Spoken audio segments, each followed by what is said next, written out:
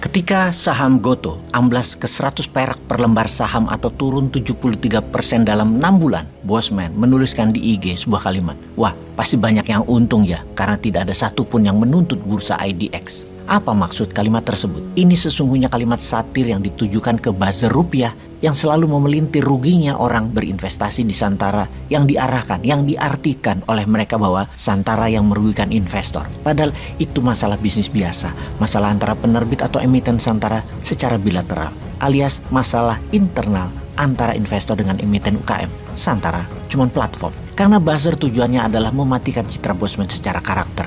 Biar nggak tahu juga, apa Bosman segitu kerennya hingga pantas jadi presiden kali ya, atau incumbent dapat ancaman dari Bosman karena akan membuat Indonesia sistem ekonomi negaranya berubah, beda, tidak mengikuti konsensus Washington, juga tidak akan ikut poros Beijing. Maka kesan investor dirugikan di Santara digulung ceritanya. Padahal ada 88 perusahaan UKM yang jadi penerbit di Santara, ada 43.000 investor lainnya yang tidak merasakan kerugian atas turunnya saham atau ruginya usaha UKM yang mereka pilih tidak diberitakan. Ada beberapa yang komplain digoreng buzzer terus. Sekedar mengingatkan kepada buzzer pecinta rupiah yang tidak punya harga diri apalagi jiwa nasionalis yang kerjanya membelah warga negara bangsa Indonesia bahwa kenapa lu nggak serang IDX coy? Nggak ada yang bayarin ya? Kacian deh lu. Ya udah Bosman aja yang terus diserang. Anak lu, bini lu, peliharaan lu perlu cuan kan, pakai aja Bosman. Hitung-hitung amal bagi Bosman. Gak baperan kita mah, kasihan malah iya sama buzzer rupiah itu. Namun apapun itu, bagi manajemen Santara adalah sebuah masukan untuk improvisasi. Pastinya Santara ada salahnya dan kita minta maaf untuk itu dan berjanji terus memperbaiki. Mungkin kesalahan Santara adalah tidak teliti menyeleksi bisnis UKM secara detail dan membuat investor main beli sahamnya UKM tersebut tanpa pengawasan rinci, yang mana ketika karena efek pandemi UKM tersebut merugi, investasinya jadi merugi. Investor harus mencari alasan untuk marah. Ya pilih marahin Santara aja deh. Untuk hal ini Santara terima dengan lapang hati. Namun buzzer rupiah lain lagi melihatnya. Ini bahan nih, kan rakyat nggak tahu rinci, kan bahaya Bosman itu, jangan sampai ngetop. Kali gitu tujuannya. Sekalian aja jadi bahan menjelekkan Bosman. Lah ngapain repot-repot, wahai tukang belah bangsa. Bosman udah jelek, nggak usah kalian jelekin lagi. Lalu Santara dapat ide dari keluhan investor tersebut. Ke depan agar tidak ada keluhan ke Santara atas investasi, maka akan dibuatkan klausula atau disclaimer yang dengan jelas mengatakan bagi setiap investor Anda bertanggung jawab atas pilihan investasi Anda. Teliti dan seleksi saham perusahaan UMKM Anda yang Anda pilih, karena menjadi tanggung jawab 100% atas pilihan Anda tersebut adalah Anda sendiri. Dan bagi calon penerbit kalimatnya adalah penerbit bertanggung jawab langsung atas investasi yang diberikan kepada penerbit oleh investor. Apa isi dari white paper atau prospektus adalah 100% benar dan bisa dipertanggungjawabkan baik secara administrasi, akunting maupun dari sisi hukum. Nah,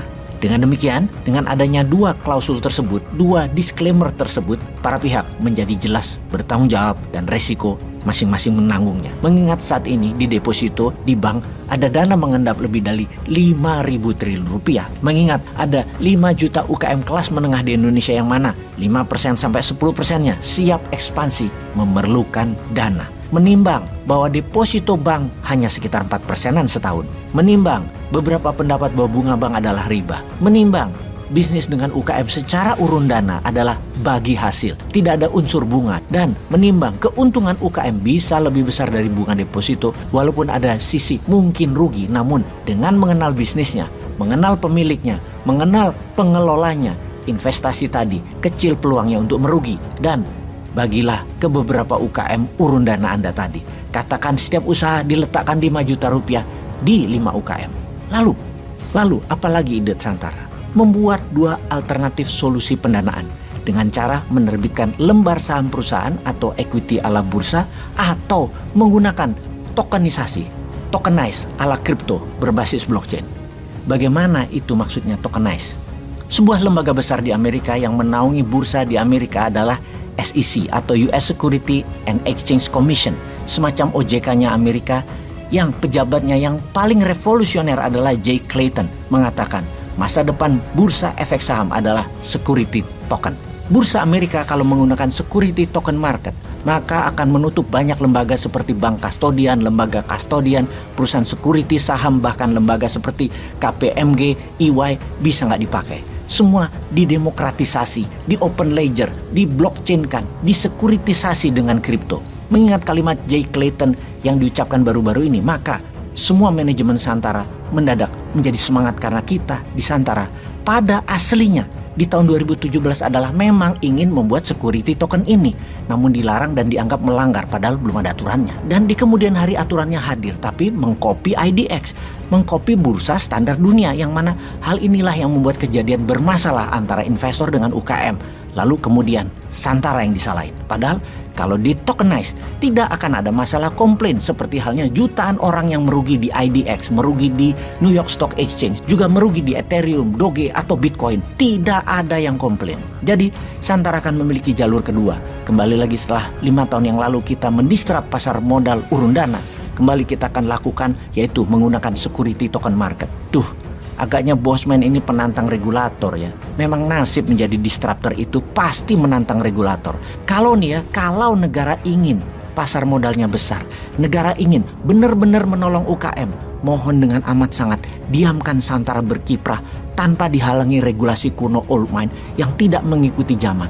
Kasihan 50 juta UKM yang sulit cari dana akhirnya berhutang ke rentenir, ke bank dengan minta jaminan. Kenapa tidak ke security token market aja? Santara sih berani-berani aja. Lah memang komitmennya ingin membantu UKM dan ingin membuat investor mengembangkan uangnya di tempat produktif, di sektor real.